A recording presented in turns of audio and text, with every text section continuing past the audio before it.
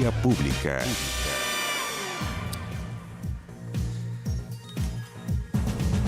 ¿Cómo están ustedes? Muy buenas noches. Bienvenidos a Vía Pública. Esta mañana, el presidente de la República se reunió con los representantes de los poderes del Estado, el fiscal nacional además. Un paréntesis. Esa reunión que parece tan normal, en un país en crisis, si uno mira la cantidad de países que hay en crisis, esto no es normal. Aquí hay una representación de la República, de los poderes del Estado, que se respetan cada uno en sus parcelas, de la separación de la antigua y vieja y sabia y deseable separación de poderes, equilibrios entre unos y otros. Pero se juntan cuando la República, cuando el país se encuentra con algún problema. Y estamos en un problema que duda cabe, ¿no? Sería estar viviendo en otro planeta, no entenderlo.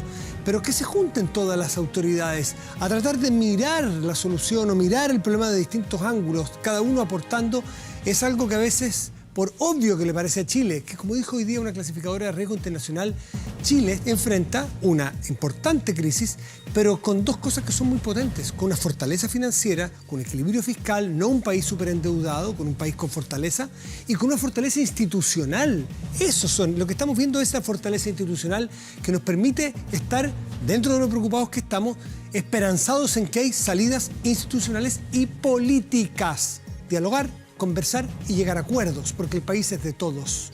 Bueno, esta reunión, el objetivo tenía discutir sobre cómo enfrentar los hechos de violencia registrados en el país. Después de esta cita, de la cual estamos mostrando imágenes y hacemos mención, el presidente Sebastián Piñera anunció que a más tardar el martes enviará al Senado el proyecto que otorga más facultades a las Fuerzas Armadas respecto de protección a infraestructuras críticas, así se lo ha llamado.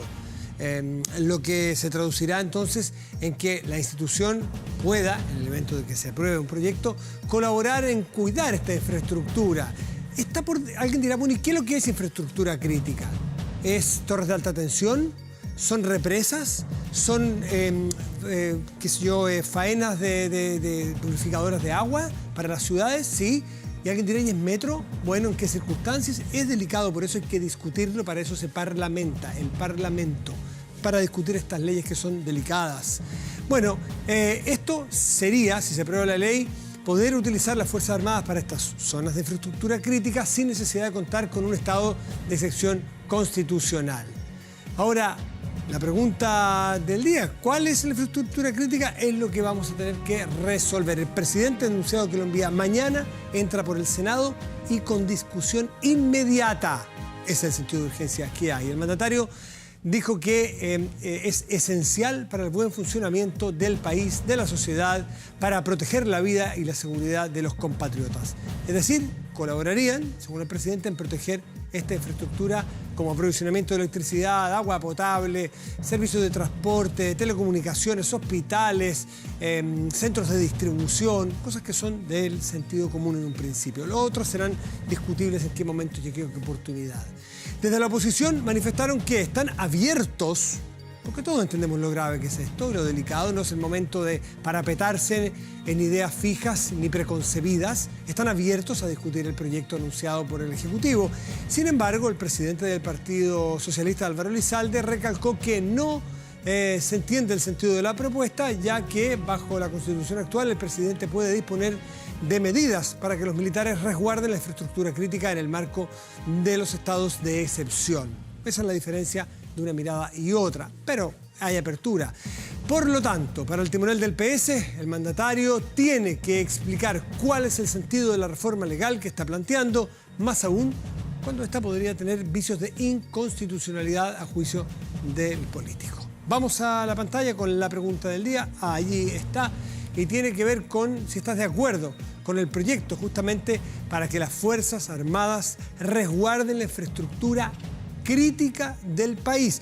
No es control del orden público, infraestructura crítica. ¿Estás de acuerdo? ¿Sí o no? Vamos a la mesa de conversación. no nos vamos a cambiar de tema, vamos a profundizar y vamos a matizar, aprovechando la experiencia de nuestro invitado, Antonio Frey, ex subsecretario, estuvo aquí sentado como ex subsecretario de prevención de riesgo. Del delito. Y hoy asesor de programas del PNUD para el desarrollo y es académico, candidato a doctor. Está trabajando en el PNUD para el Líbano, es decir, país que está viviendo situaciones parecidas a las nuestras. Antonio, gracias por estar aquí. Muchas gracias por la invitación. A ver, ¿por dónde partir? Por la pregunta quiero partir, por esta pregunta. ¿A ti te parece que es adecuada la presentación y cómo se debería discutir y qué votarías tú? Yo creo que hay que contextualizar las cosas. Primero hay que hacer un recuento de la historia de Chile y en particular de lo que significó para el advenimiento de la democracia sacar a los militares de la función de seguridad interior. Que fue una conquista, si uno lee y empieza a escarbar, muy proclive a los carabineros de Chile. En su momento hubo toda una tensión, sobre todo cuando habían secuestros, asesinatos, el advenimiento de la democracia con los grupos radicalizados, de quién tenía que ordenar esto, y Carabineros se opuso siempre que fuera en democracia los militares. Entonces, hay toda una conquista simbólica que tiene que ver con que la seguridad interior es de las policías. Claro. Que a muchos les espantó casi sin reflexión, y por eso lo digo, porque aquí vamos a tener que ponernos de acuerdo otra vez para solucionar los problemas. Y en ese sentido hay varios senadores y varios políticos que dijeron no, porque se espantaban de la sola situación de tener esa imagen de los militares en la seguridad interior. Es un punto, primero. Ahora, que se hace en otros países democráticos y democracias avanzadas, se hace. Yo tengo la lista aquí. Sí, Francia, Inglaterra, Alemania, Italia, Bélgica, España, Irlanda, por los que me acuerdo. No. Tienen esta posibilidad. No es nada terrible desde el punto de vista de que salgamos de la norma, de alguna... Pero hay que hacerlo de manera fina, cuidadosa. Exactamente. O sea, lo que quiero decir es que hay una lectura interna que tiene que ser digerida y tiene que ser resuelta para resolver estos problemas simbólicos y también muy atendibles de gente que cree que la democracia tiene que regir el Estado de Derecho y el Estado de Derecho tiene que ver con que las policías se encargan de la seguridad interna. Ahora, los detalles van a ser el proyecto, porque es lo que tú lo dijiste, que es lo que es infraestructuras críticas. ¿Qué hacen y qué función tienen ahí? ¿Hasta dónde llegan sus funciones? ¿Cuáles son los eventuales problemas que pueden tener en eventual ataque, eventual violencia? ¿Qué tipo de respuestas pueden dar? Te pongo un caso. Metro. ¿Es una infraestructura crítica? Sí, ¿no? Ha demostrado que sin metro esta ciudad que es de 7 millones de habitantes o 6, está absolutamente colapsada, gente que tarda el doble en llegar, los comercios no pueden funcionar bien, es decir, es crítico, es crítico. Pones a militares en la estación de metro. ¿Qué pasa si es que hay una evasión masiva? ¿Quién actúa? ¿Actúan los militares o le dicen, no, ustedes para la infraestructura, no para la acción de los usuarios, que puede ser una acción delictiva, puede ser una acción... Entonces, no, ahí Carabineros. Entonces, es importante fijar límites, ¿no? ¿No? ¿Y qué hacen? Piden control de identidad, no piden. En Francia, yo tengo vínculo con el país, pedían control de identidad directamente a cualquier persona en el metro en la mañana cuando uno entra, su pasaporte. ¿Los militares? Los militares. Entonces, porque habían facultades específicas en momentos donde había terrorismo, o sea, habían amenazas distintas a las que nosotros vivimos, pero atendibles, muy atendibles para un país como Francia, que es el centro de Europa, de Europa Occidental. Entonces, aquí también tiene que ver con que, claro, todos esos pequeños detalles hacen que la medida sea exitosa. Ahora, yo sugiero que también evaluemos. Somos buenos para hacer medidas como chilenos y bien malos para evaluarlas críticamente, en el sentido si realmente este uso de recursos, que puede ser un uso alternativo, se puede usar para otras cosas, fue realmente efectivo en el sentido de que permitió que Carabineros se liberara de funciones de resguardo de estos espacios, que permitió que Carabineros tuviera mejor efectividad, que permitió que además estos lugares estuvieran más seguros y no tuvieran vandalización u otro tipo de eventos. O sea, realmente tener ahí una mirada muy pulcra de lo que uno hace, lo evalúa en función de progresar, no solamente de castigarse porque tomó una mala medida. Porque si no, quedamos en esta cosa como de percepciones, como de buena onda, decir, oye, sí funcionó o no funcionó, me encantó verlo. No, hay gente, más rigurosidad en la política pública que nos ha faltado mucho, sobre todo en materia de seguridad. Yo creo que ese es el gran problema que hemos tenido. Hemos tenido muy buena iniciativa, pero sin evaluación. Y cuando no hay evaluación en la política pública, uno puede palabrear mil cosas. Pongo un ejemplo, y lo digo en conciencia propia, ¿qué evaluación tiene el control preventivo de identidad de adultos? ¿Qué evaluación tiene el aumento de la pena del robo violento con la ley corta? ¿Qué evaluación tiene el aumento de dotación policial? ¿No se han hecho? No. Entonces, ahí tenemos un problema como país. Yo no digo que esto sea una colisión política ni el gobierno actual. El Estado chileno, por cultura latina, y me refiero con eso a la cultura francesa, española, no evalúan. Los anglosajones evalúan mucho más. Y eso tiene que ver con que finalmente se considera que el aparato público, como es un aparato público que está en el interés del público, el interés general, no es evaluarme con la empresa privada. Los ingleses no tienen ese rollo.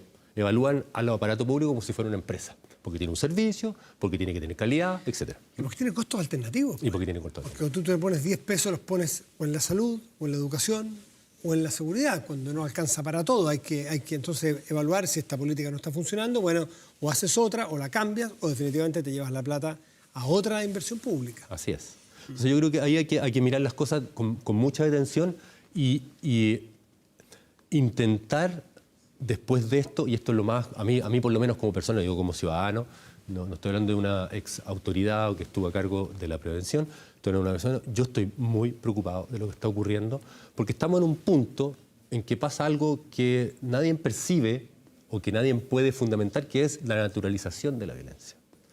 Como forma de resolver nuestros conflictos, como forma de dirimir nuestras diferencias. Y cuando tenemos eso de parte de un grupo, aunque sea limitado, aunque sea específico, que lo hace constantemente durante un mes y que produce un daño importante en la infraestructura, y tenemos un Estado que responde mal en el sentido que, evidentemente, que todos los organismos lo han dicho, y no lo estoy inventando yo, hay violación a los derechos humanos, tenemos un problema, porque se está haciendo una respuesta ineficaz con excesiva violencia y además... Ineficaz y abusiva. Y que no está solucionando el problema. Entonces, aquí la responsabilidad del sistema político es llegar luego, porque en esto de que tenemos poco tiempo, tenemos muy poco tiempo, a un acuerdo que permita sacar, no digo a la calle a las personas porque yo no estoy en contra, o sea, estoy a favor de las demandas sociales, las encuentro absolutamente necesarias y legítimas, sobre todo en el momento en desarrollo en que estamos. Pero es una evaluación interesante. Hemos visto pocas autoridades o ex autoridades de gobierno de la presidenta Bachelet, en el caso tuyo, ¿no es cierto? Tú estuviste en la subsecretaría con ella. Animarse a tomar una posición respecto de qué pasa con las marchas, por ejemplo, las personas que efectivamente son pacíficas y que van con su lienzo, con su pancarta, con su olla. Aquí la discusión está en, ¿es legítimo? Sí, siempre es legítimo, pero ¿están prestándole cobijo o ayuda a quienes debajo de esto se meten para hacer otro daño? Y algunos dicen, fíjese que habría que suspender, por así decirlo, un tiempo las marchas y para poder aislar a los vándalos. ¿Tú eres de los nuevos mayoristas que te animas a jugártela por ahí? Yo lo que digo es que finalmente, más allá de que estos grupos estén organizados o no, que todavía esto sea una hipótesis, no hay elementos claros, si son las barras bravas y no sé qué, o sea, seamos prudentes al respecto, aunque puede ser que sí sean. Escuchaba a alguna periodista muy conectada diciendo que sí habían saqueos organizados por el narcotráfico, que sí habían cosas que estaban sucediendo que tienen que ver con la conquista del poder en el territorio. Ahí ningún supermercado va a volver a instalarse por cuestión de seguro. Entonces también hay un tema de conquista del territorio. Tratar de ver esto de una manera inteligente, en el sentido de que lo que ampara a las personas que están cometiendo estas violencias de todo tipo, saqueos, robos y otras, es la protesta. Ellos están amparados y colgados de la protesta para hacer esto. Entonces, si el país no logra, en el sentido no de que no haya gente que pueda manifestarse libremente, no es el sentido de la medida, pero pacificar un poco las cosas para que baje la intensidad y la gente entienda que se está progresando y que se están acogiendo las demandas sociales, con esto quiero decir que la salida es política. Y no solo más carabineros o no sé qué, que también es un punto que hay que atender. Entonces vamos a tener siempre esta protesta y vamos a tener siempre estos colgados y vamos a tener siempre la dificultad con las policías que tenemos actualmente, con el sistema de inteligencia. Pero muchos dicen que los grupos más radicales y violentos que están realmente arrinconándonos de alguna forma se han transformado en una suerte de parásito de la demanda ciudadana mayoritaria, ya que está en la calle. ¿Tú coincides con esa tesis? Yo no sé si la palabra parásito, me parece, habría que ver el sentido que está dado en esa palabra. Lo has escuchado, ¿no?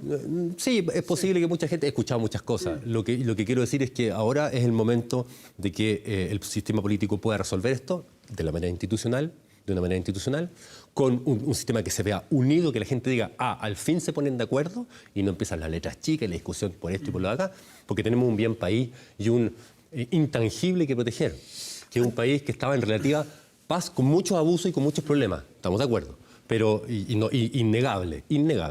Pero tenemos que avanzar hacia una etapa de solución del problema y para eso hay que generar un acuerdo político.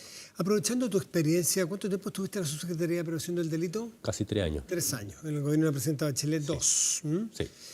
Sí. Tú conoces entonces muy bien el territorio donde se mueven y la acción y los grupos de delincuentes, porque te tocó trabajar día a día tratando de prevenir la acción de los delincuentes.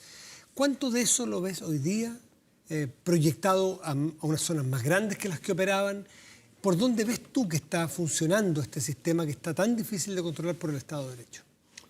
Yo creo que hay una cuestión que también se nos va un poco del análisis, es que esto de andar tirando piedra y esto de andar haciendo manifestaciones, muchas de ellas legítimas, insisto, hasta que se produce la violencia, viene arrastrándose. Hay estudios al respecto en Chile, no desde el año 2006, desde el año 2003, 2004, empieza a generarse todo este movimiento de protesta, donde al final la calle, por decirlo de alguna manera, está consiguiendo más cosas que el voto.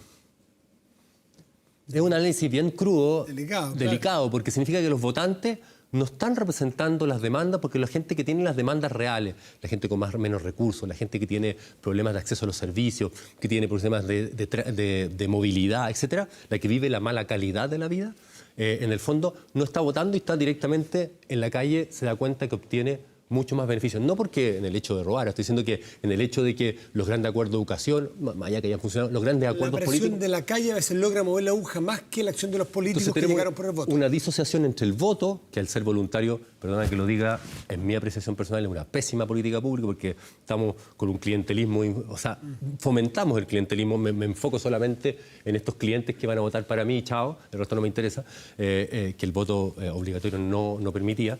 Estamos frente a un poder político que no logra hacer que este sistema acoja las demandas porque es elegido por un grupo que no es el mismo que tiene las demandas. Entonces, que son los que están inscritos antiguamente en el sistema, etc. Entonces, hay una disintonía entre esta democracia y las demandas sociales que suceden en la calle, finalmente. Se está hablando mucho de que aquí lo que está operando en la calle son grupos narcos que están movilizando la calle, están adueñándose de los territorios de manera mucho más amplia que antes sus pequeños reductos, que han salido a conquistar nuevos territorios y que son casi el orden público actual. Tú debes conocer por tu trabajo largo cómo actúan estos grupos, si te parece plausible esa tesis. Mira, yo los estoy escuchando cada vez más. Yo siempre prudencia con todo esto mientras no haya evidencia y mientras no tengamos antecedentes claros.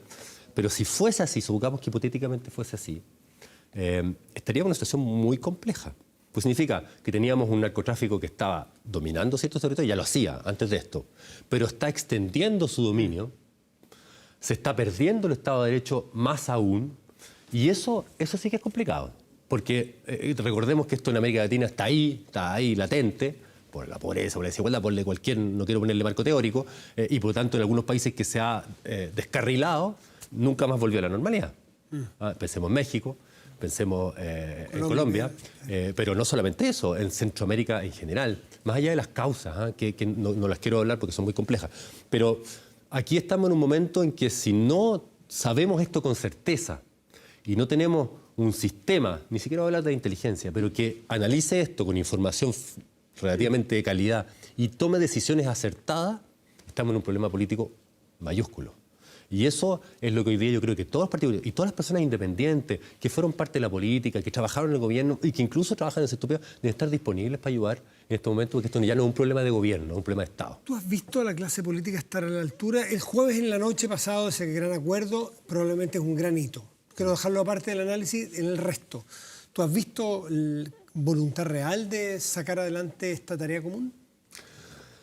Mira, no puedo hablar por todos porque no conozco la situación de cada uno y lo que opina cada uno, pero lo que me da la impresión es que hay algunos que se dieron cuenta, tardíamente. Eso es un problema, es que un sistema político esté reaccionando en una crisis de esta magnitud, digo, en una crisis menor da lo mismo, pero que de esta magnitud con cierto retraso que hace que incluso sus medidas ya no sirvan, ¿no? Muchas veces, incluso de ellas muchas simbólicas, que enfrentan temas de fondo, otras, que ya pasó la vieja, por solo el hecho de no haber hecho la reacción inmediata. Entonces, yo creo que es hora de pensar que nuestra democracia tiene que salir fortalecida de este tema y no debilitada. Porque si no nos va a pasar en la vuelta de la esquina otra vez. Y eso significa abrir espacio de participación, aunque esté contra mi ideología, la ideología de la persona que puede estar en contra de eso. Abrir espacios también para que otros actores estén interviniendo. Me refiero a las universidades, me refiero a las organizaciones sociales, que tienen larga data en estas materias. En educación hay mucha gente trabajando que tiene que ponerse al servicio de esta tarea común de redefinir, no completamente, pero una gran parte de lo que entendemos por política pública y cómo se provee ese servicio. Yo veía que una de las medidas, por ejemplo, del salario mínimo finalmente propuesto, que era este salario mínimo... el ingreso mínimo garantizado. Eso. Al final tú tienes que... Ya, el gobierno se puso con 50.000. ¿Con qué se puso el empresariado? A la gente le indigna un poco que ellos paguen, porque eso es lo que ocurre, con el propio IVA, que además pagan más los pobres porque gastan más en consumo y por lo tanto un impuesto regresivo, eso lo sabemos casi todos los que sí. sabemos. Más o menos básicos. Más o menos básico.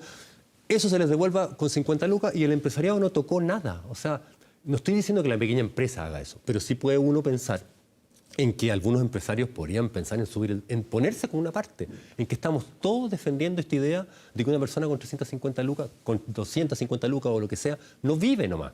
Entonces, ¿por qué el Estado tiene que tomar todo el costo? Tiene que hacerlo, pero ¿por qué solo el Estado? ¿Por qué no hacer una cuestión más amplia? Esas son las cosas, esos pequeños detalles que a la gente, creo yo, le indignan. Ahora, esto es de fortalecer. Hay algunos que sueñan y se pasan películas con la idea de pedir, solicitar cambios o sea, directamente votar en gobierno. Es una aventura a la cual Chile tiene una historia muy reciente, además, muy traumática, derrocar gobiernos. ¿Qué te despierta cuando lees que hay un actor político, institucionalizado, formal, que está planteando votar a gobiernos? Yo creo que hay un hecho claro que no se puede desmentir, es que las democracias modernas están en crisis. Sí, bueno. De legitimidad. Y eso... Hace rato y en muchas partes. Y en muchas partes, y es general, y es un elemento casi globalizador o globalizante, y se manifiesta desde hace harto rato. Entonces, no perdamos de vista ese problema, ¿no? Y eso nos va acusando. Ahora, confundir todo eso con la idea de que una persona que salió elegida por amplio margen, aunque no haya votado la mayor parte de la población, si tú quieres, me parece irresponsable. Creo yo que la pregunta que sigue es, ¿para qué quiere sacar un gobierno que fue democráticamente elegido y que tiene que hacerse responsable de esto finalmente? ¿Cuál es el objetivo final? ¿Qué estás buscando? ¿Ah? Puede ser que lo haya hecho mal, ok, va a ser castigado a la vuelta de la esquina, electoralmente, y eso es parte de la democracia. Pero ¿por qué castigarlo anticipadamente?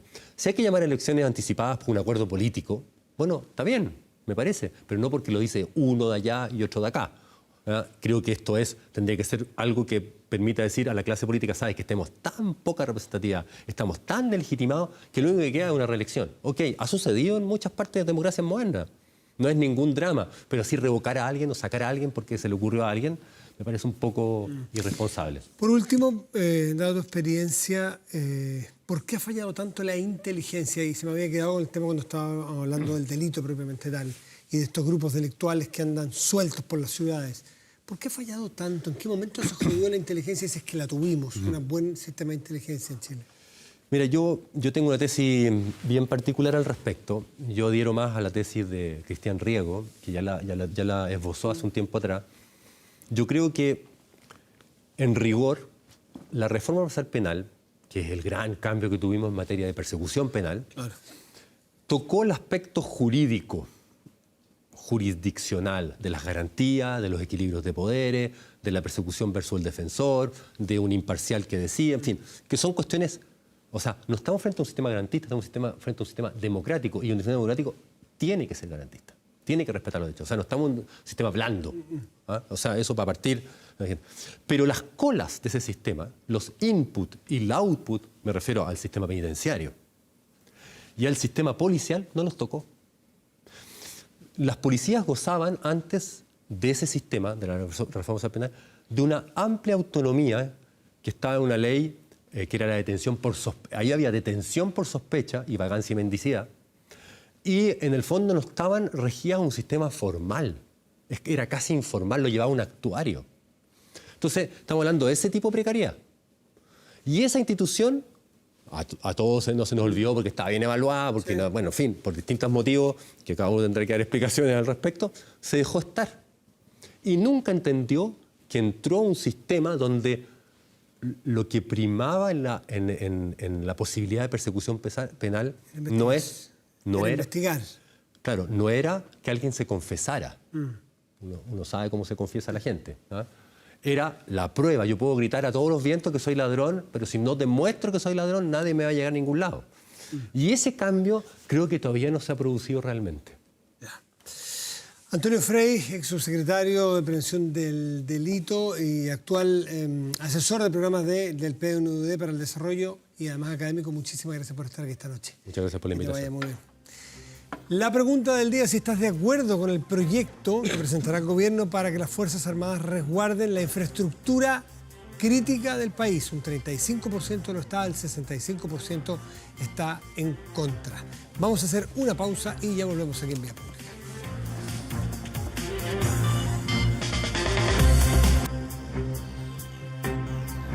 Estamos de vuelta en Vía Pública y nos corresponde otra conversa que tiene que ver con, desde, si se quiere, lo teórico, desde el pensamiento más profundo que se puede usted imaginar.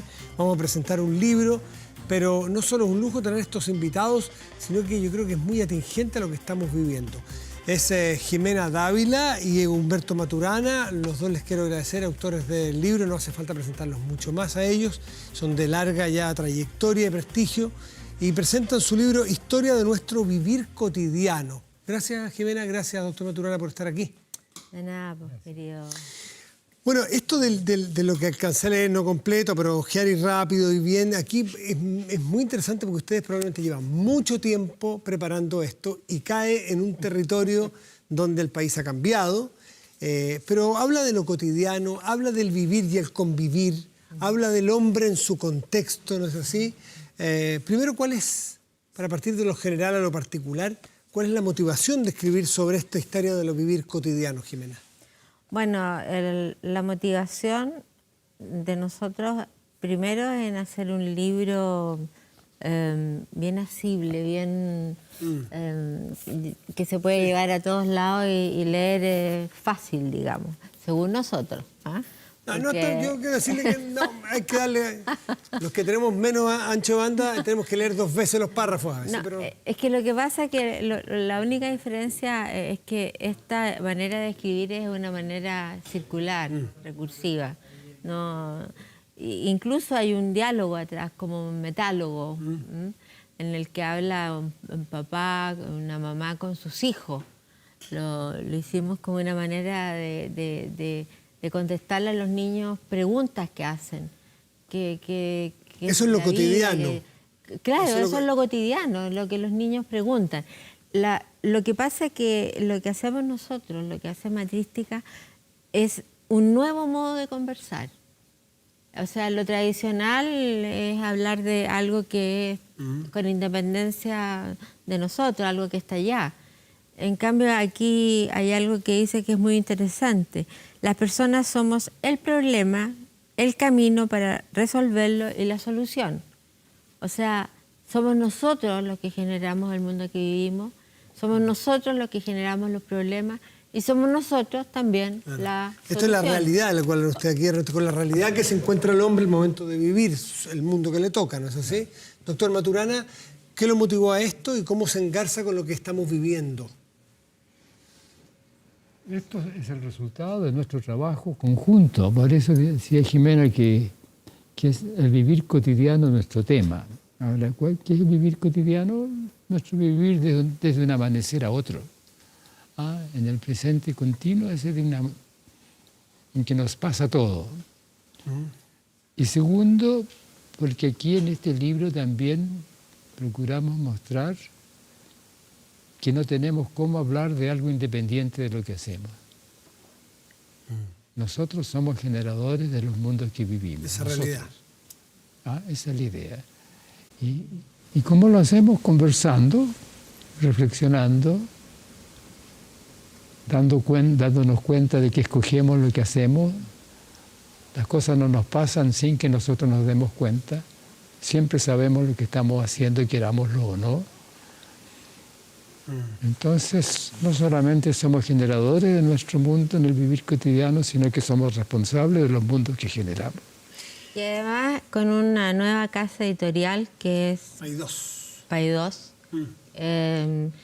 Y curioso, ahora recién que tú estás diciendo, cuando nosotros comenzamos a escribir este libro, era un Chile, y cuando terminó, lanzamos claro, era otro. La patria vieja y la patria nueva.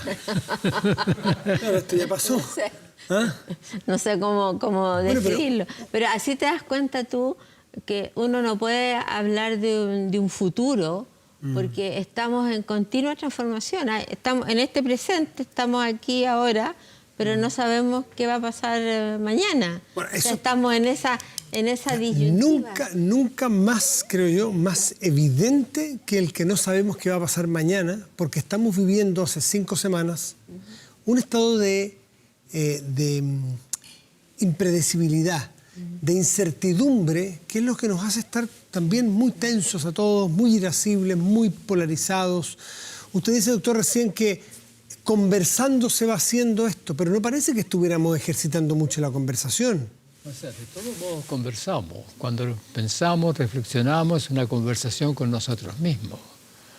Cuando estamos en la calle y levantamos una bandera, eso es parte de una conversación, nuestro conversar social, podríamos decirlo así. Y eso tiene que ver con que nos encontramos y nos decimos cosas y coordinamos nuestro vivir, nuestros deseos, nuestros enojos, nuestros haceres.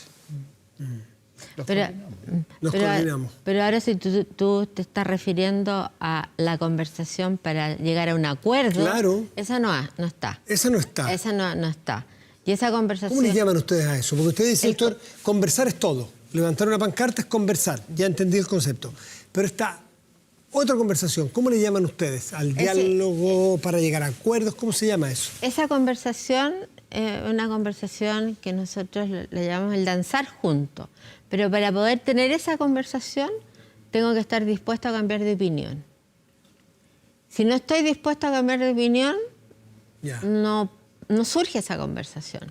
Es que no hay diálogo si creo yo que voy a morir con las botas puestas y el otro también. Claro, lo que pasa es que diálogo y conversación son distintos, porque diálogo es el encuentro a través del logo, de la razón. En cambio, la conversación es mucho más amplio que un eso. Fluir. Es un fluir. Y lo interesante que es recursivo, de hecho, primero, y yo estoy dispuesto a escucharte. A preguntarme de dónde estás diciendo lo que estás diciendo. Estoy dispuesta a soltar mi certidumbre. ¿Ven gente dispuesta a ser convencida hoy día por el otro? O sea, las personas no quieren ser convencidas, quieren ser iluminadas.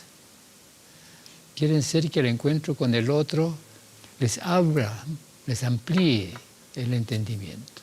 Pero para eso uno tiene que querer encontrarse con el otro en el mutuo respeto. Cuando yo quiero morir con las botas puestas, sin preocuparme con qué estoy pisando con las botas, no me voy a encontrar con el otro. O sea, morir con las botas puestas es morir con las sin abandonar el ideal, sin abandonar las cosas que uno piensa. Pero, ¿ustedes ven mucho de eso hoy? Por lado y lado, en este país que tiende a polarizarse. Lo que pasa que en ese caso, lo que hemos conversado con el doc, es cuando tú te cierras, aparecen los fundamentalismos. Y cuando aparecen las ideologías, las teorías, los fundamentalismos, porque el fundamentalismo ocurre cuando yo no estoy dispuesto a mirar los fundamentos de lo que digo o hago, porque no estoy dispuesto a cambiar de opinión. Entonces, yo creo que estamos en un momento emocionalmente tan complicado, tan de tanta incertidumbre, de tanta angustia, de tanto no saber para dónde vamos, que todavía esto no ha florecido totalmente. Porque hay como dominios de conversaciones cruzadas. O sea, por un lado estamos de acuerdo todos, yo creo que todos, de que las demandas son absolutamente legítimas, pero ese es un camino de conversación. Después tenemos las marchas, que son fiestas, que son fantásticas, o sea, estamos todos de acuerdo con eso. Después viene la otra parte, que es la parte más oscura. Acción violenta. Esa violencia. Y dentro de la misma violencia hay chicos que no van a hacer daño, que van a ser violentos, tiran la piedra y todo, pero después se van para su casa. Pero hay otros dentro de eso. La subviolencia. La subviolencia que queman, que destrozan. Entonces hay como distintos dominios, entonces todos se cruzan. O sea, y se usan palabras como el vándalo, el vandalizado, o sea, como que ya es parte del lenguaje. Doctor Maturana, no sé si usted era de los que lo preveía, si era de los que al horizonte se veía venir este tren a esta velocidad y con este peso. ¿Por qué nos está pasando esto? Estamos tan sorprendidos, boquiabiertos. ¿Por qué cree usted? Es multifactorial, pero ¿qué se atrevería a esbozar? Yo creo que él lo prevenía en nuestras conversaciones, era Jimena. Ya. Jimena lo prevenía más que yo, ¿no? Lo imaginaba más que yo. Ahora, lo que sucede es que hay una queja que es legítima. El país... A ver, yo viví en una época en la cual la educación era pública. Yo viví en una época en la cual la medicina era pública. Yo vengo de una familia modesta, en realidad muy modesta, que se sostenía en el trabajo de mi mamá, que era asistente social. Si no hubiese habido educación pública, yo no habría llegado nunca a la universidad. Si no hubiese habido medicina pública, yo nunca habría sobrevivido a las enfermedades que tuve, en particular la tuberculosis, que ahora afortunadamente hay vacuna y uno se libra de eso. Pero en la época en que yo era niño, uno se moría de tuberculosis. Y el tratamiento era reposo y sobrealimentación. Pero el Estado tenía como obligación la educación y la salud en la Constitución. Entonces, yo estoy aquí gracias a eso. Entonces, para mí, esas peticiones que apuntan a eso, a ampliar las condiciones de bienestar fundamental de la comunidad, de los ciudadanos, es natural, es como volver a una raíz que para mí es conocida. ¿Y esa es la raíz del problema que vivimos hoy? Pero lo que pasa es que tenemos que respetar esa petición. Cuando yo viví había un respeto hacia la persona que ahora no hay, en el sentido de que el Estado era responsable de la educación y la salud. Había una preocupación en eso como una responsabilidad de la comunidad, viendo al Estado como comunidad. Ahora el énfasis histórico ha sido en la competencia, no en crear esas condiciones.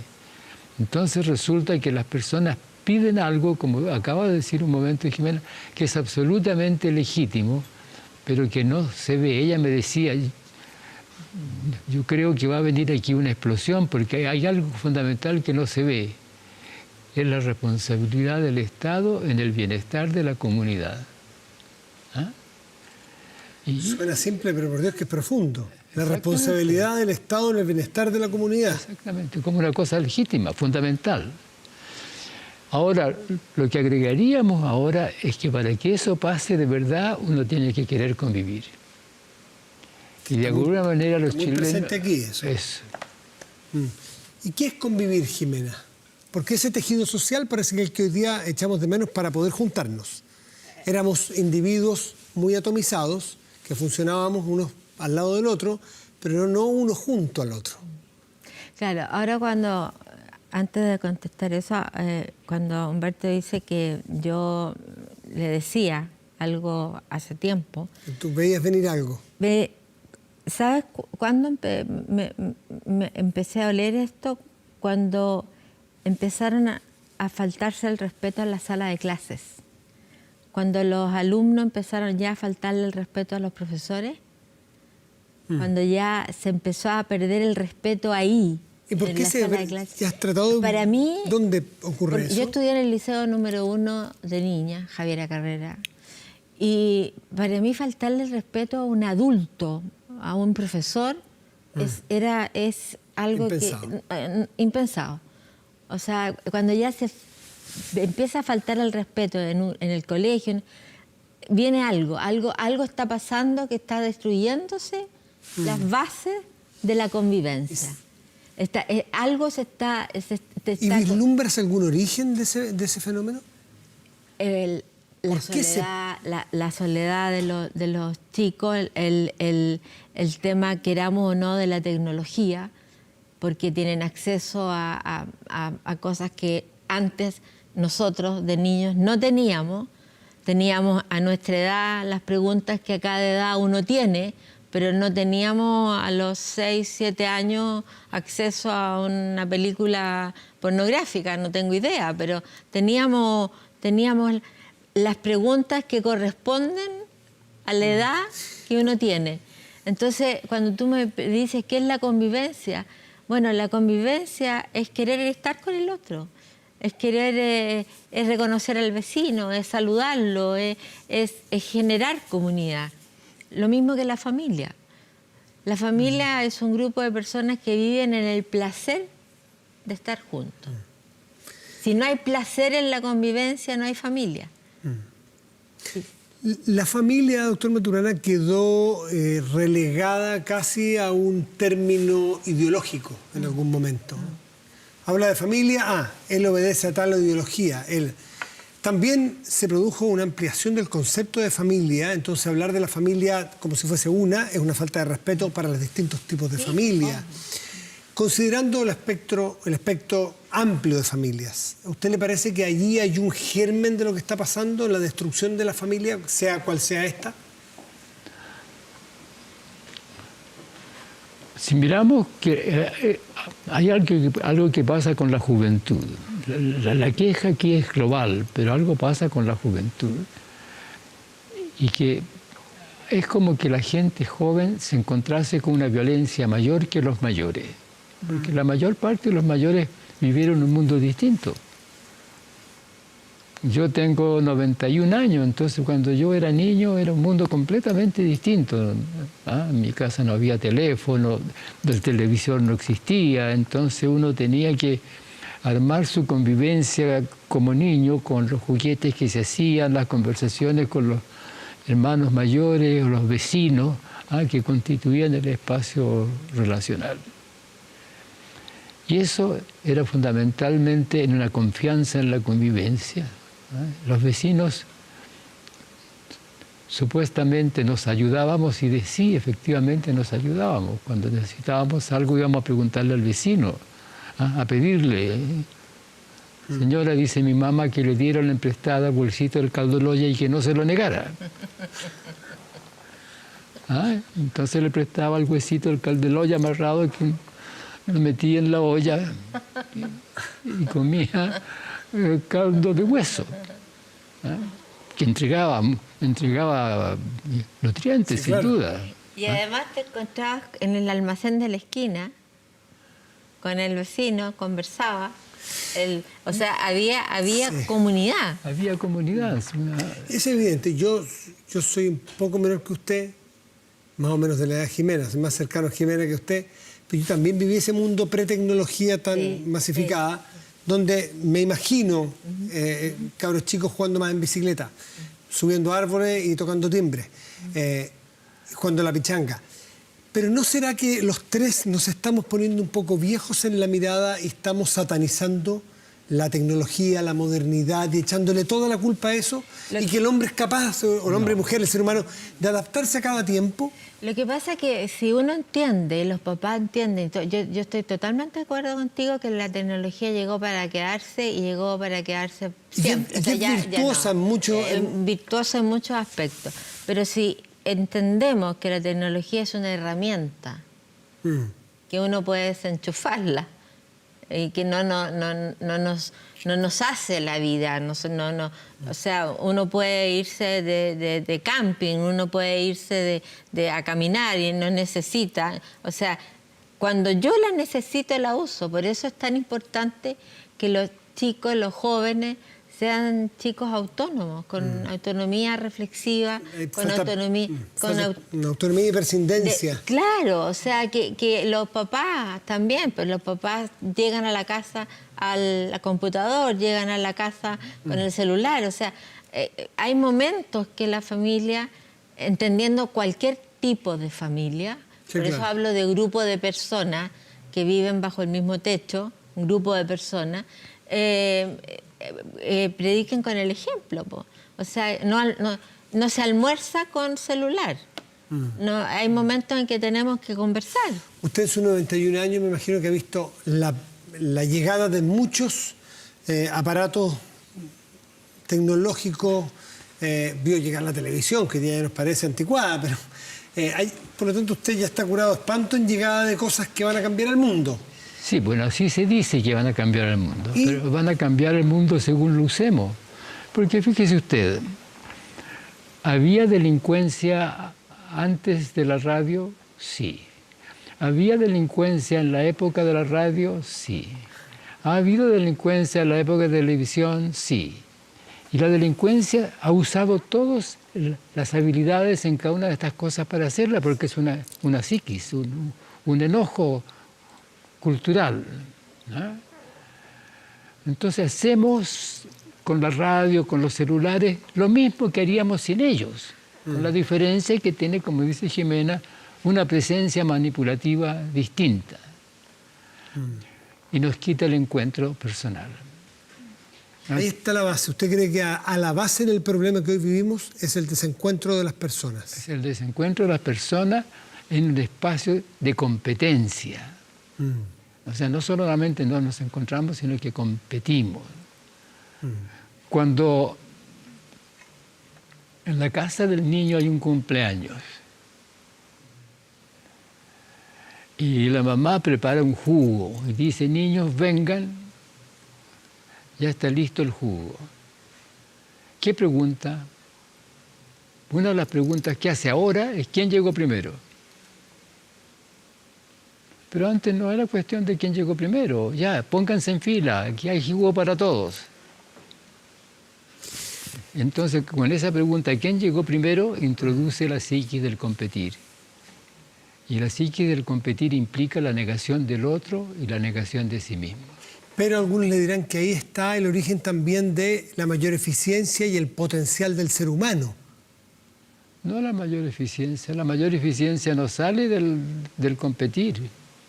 Sale de la dedicación que uno tenga para hacer cuidadosamente lo que sabe hacer en el momento oportuno. Claro, porque en el competir tú siempre tienes que estar mirando en el otro. Con alguna distracción. Claro, o sea, siempre tienes que estar midiéndote con el otro.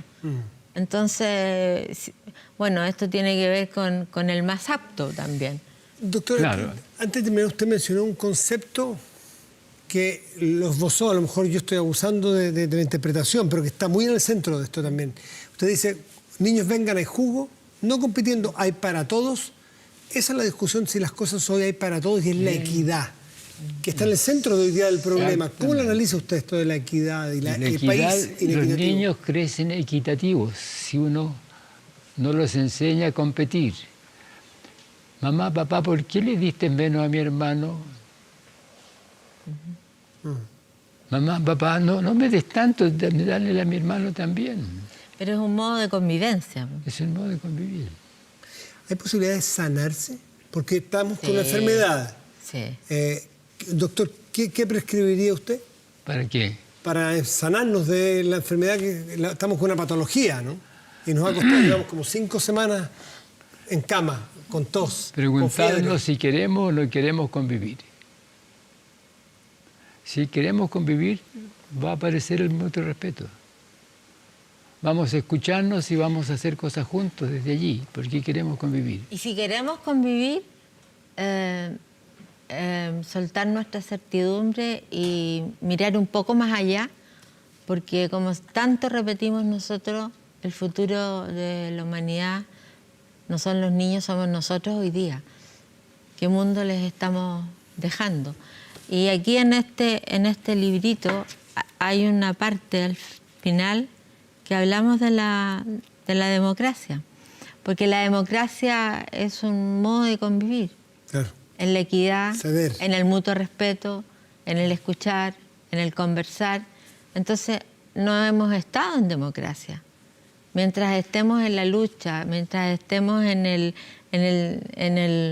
denostar a otro, mientras estemos y mientras en este momento no pensemos en ese caballero que le destrozaron en el sur su negocio, un hombre de 88 años, y que cuando quisieron entrevistarlo le tiritaba pero no pudo hablar. Mientras no pensemos en esa persona y pensemos que también para él valen los derechos humanos, nosotros hablamos que debieran haber derechos Y compromiso de y convivencia. compromiso de convivencia. No derechos humanos. Solo. Porque si yo hablo de los derechos, el otro tiene que satisfacer mis derechos. ¿Y cuál es mi compromiso de convivencia? Más que derechos humanos, hablar de compromisos de convivencia. Exactamente. Doctor, Mutuo respeto, mutuo respeto. gobierno y colaboración, no gobierno y oposición. Sí. Está bueno eso. El presidente del gobierno llama a la colaboración al Palacio, no a la oposición. Y lo que se llaman opositores se llaman colaboradores. Jimena Dávila, Humberto Maturana, autores de Historias de nuestro vivir cotidiano y de muchos otros libros. Les quiero agradecer a los dos por estar esta noche aquí, compartiendo sus reflexiones largas y a ver si los invitan a conversar, ya sea el gobierno o la colaboración, o los dos juntos, al Palacio, a tomar un tecito, a conversar y a animarse a convivir. Gracias a los dos por estar aquí. Gracias a ti por la invitación. Gusto verte. Vamos a hacer una pausa y volvemos aquí en Vía Pública.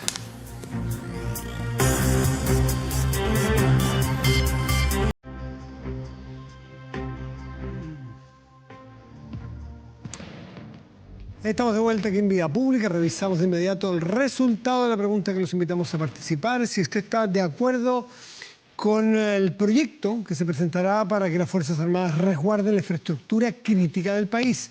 El 40% sí, el 60% no. Revisamos en nuestro portal de noticias 24horas.cl.